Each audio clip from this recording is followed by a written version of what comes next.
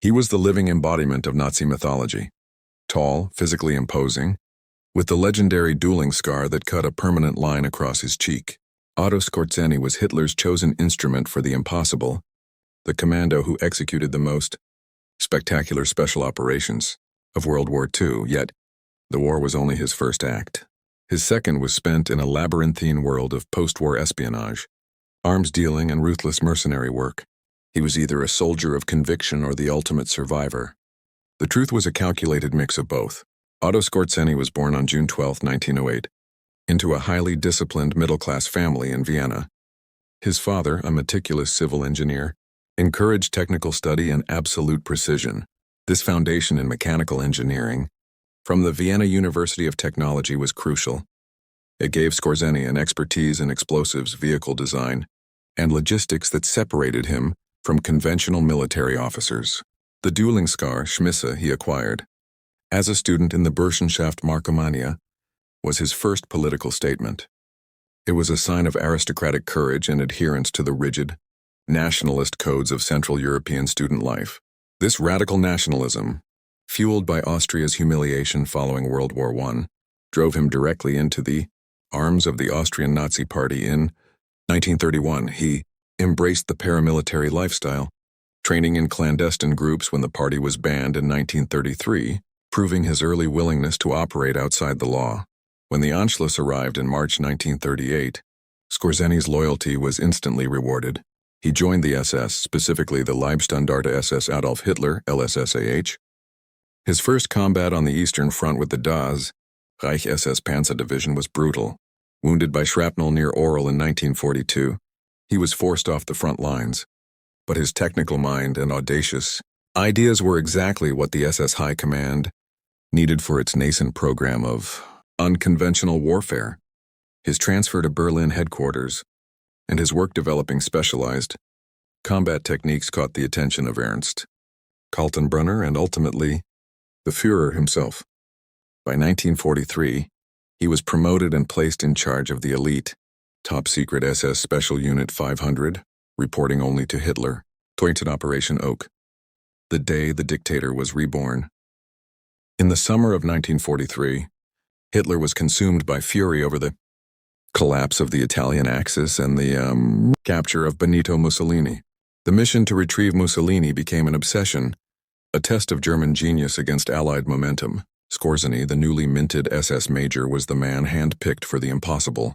After weeks of intense intelligence gathering involving high-altitude reconnaissance flights, decryption of Italian radio traffic, and leveraging pro-German spies, Mussolini's final prison was located. The isolated Hotel Campo Imperatore, perched precariously on the Gran Sasso Massif. The assault, September 12, 1943. The operation was scheduled for the midday heat. It was planned not as a battle, but a perfect ambush. Skorzeny accompanied elite German Fallschirmjäger paratroopers, but insisted on leading the assault force himself. Voiceover. The silence over the Gran Sasso was shattered only by the roar of the tow planes.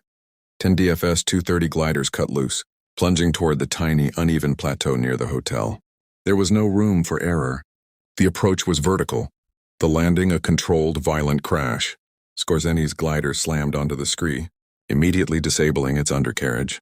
He burst out, pistol drawn, the first man across the rocks. "Don't shoot! Surrender!" he roared at the shocked Italian carabinieri guarding the hotel entrance.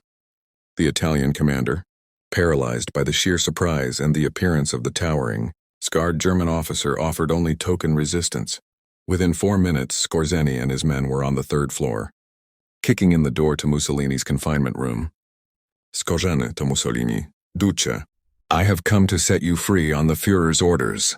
Mussolini in shock. "I knew my friend Adolf Hitler would not abandon me." The exfiltration was just as dangerous. A single Fiesler Fi-156 Storch observation plane, chosen for its stall, short takeoff and landing capabilities, arrived to collect them. The tiny plane, already struggling with the altitude, was dangerously overloaded when Skorzeny insisted on joining Mussolini for the flight. The pilot, Captain Gerlach, executed a terrifyingly short takeoff run, dropping several hundred feet before achieving flight.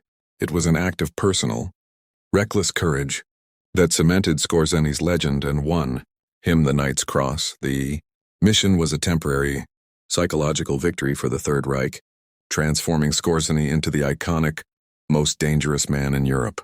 3. The Master of Deception, Operation Greif. By late 1944, the war was lost, but Skorzeny was tasked with executing Hitler's last gamble, the Ardennes offensive. Skorzeny's specific assignment was Operation Greif, Operation Griffin, the creation of a special brigade designed to operate behind Allied lines disguised in enemy uniforms. Skorzeny, now an SS Obersturmbannführer, meticulously sourced captured American jeeps, uniforms, weapons, and even 3 captured M4 Sherman tanks which his engineering teams painstakingly modified to resemble M10 tank destroyers. The sheer audacity of the deception was shocking. The unit, the 150th SS Panzer Brigade, was a logistical nightmare. While 2,500 men were recruited, only about a tenth spoke genuine fluent American English. These linguistic experts were organized into 3 to 4-man commando teams. When the offensive began on December 16, 1944, the infiltration caused immediate outsized panic. Skorzeny's team successfully sowed confusion, changing directional signs on key roads leading to the Meuse River, cutting communications, cables, and spreading false orders. The psychological impact was far greater than the military damage. The entire Allied command structure became paranoid. Context: the rumor that Skorzeny himself was leading a team to assassinate General Eisenhower caused the Supreme Commander to be confined to his headquarters for days. The resulting Allied hysteria led to the famous roadside interrogations, where U.S. troops were forced to answer trivia questions about American culture, baseball, movie stars, the currency, to prove they weren't German infiltrators. Operation Greif failed tactically, but it confirmed Skorzeny's reputation as the master of commando warfare. Its terrible price was paid by the captured German infiltrators, who were swiftly tried and executed by firing squad for wearing enemy uniforms, a violation of the laws of war that Skorzeny publicly defended until his death. The Great Escape and the Rat Lines. Skorzeny surrendered to U.S. forces in Austria in May 1945. His trial at Dachau in 1947, where he defended his use of uniforms as a permissible ruse, resulted in a not guilty verdict. However, he remained incarcerated under the ongoing denazification procedures, restless, defiant, and sensing the shifting political winds of the emerging Cold War. Skorzeny executed his final escape in July 1948 at the Darmstadt internment camp. He donned an American uniform, a symbolic final middle finger to the Allies, and simply walked out, allegedly aided by former SS colleagues or anti-communist sympathizers within the U.S. garrison. He soon found safe haven in Madrid, protected by Franco's anti-communist regime. Skorzeny was instantly absorbed into the Rat Lines, the network dedicated to moving former Axis personnel out of Europe, primarily to fascist South America and the Middle East. In Madrid, Skorzeny transformed his identity into a wealthy entrepreneur. He founded 2 major companies, Mercantile Ibero-Irani, a trading firm, and Citisa, a technical consulting firm. These were sophisticated fronts for his true business: weapons brokerage and the recruitment of ex-Nazis. The Odessa network. Skorzeny became a pivotal operational link in the clandestine network that aided the escape of thousands of former SS men. He provided them with travel documentation, often forged Red Cross papers, financial support, and military employment contracts in places like Argentina and Egypt. His most lucrative deals were struck with the Arab world. In the 1950s, he became a strategic military advisor to Egypt's Gamal Abdel Nasser.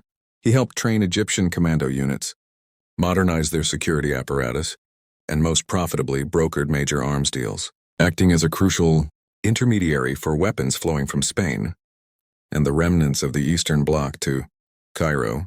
He also advised Juan Perón in Argentina and later Alfredo Stroessner in Paraguay, selling his expertise in counterinsurgency and intelligence operations to any anti-communist dictator willing to pay. The global shadow and the Mossad enigma. By the 1960s, Skorzeny's global shadow stretched across continents. He co-founded the Paladin Group, a notorious international mercenary organization that specialized in high-risk protection, arms trading, and providing military advisors to conflict zones, cementing his status as the world's preeminent military contractor. Then came the extraordinary twist, the Mossad contact. As Israel launched Operation Damocles to neutralize German scientists working on missile programs in Egypt, Israeli intelligence reportedly sought out Skorzeny in Madrid. The logic was cold. Who better to penetrate and disrupt the ex-Nazi network in Cairo than the man who built it? The details remain fiercely debated, but high-ranking Mossad officials confirmed the contact. The alleged deal was simple. Skorzeny would provide crucial intelligence on the location and movements of the German scientists in Cairo in exchange for a guarantee of safety from Israeli retribution and potentially payment. Interpretation.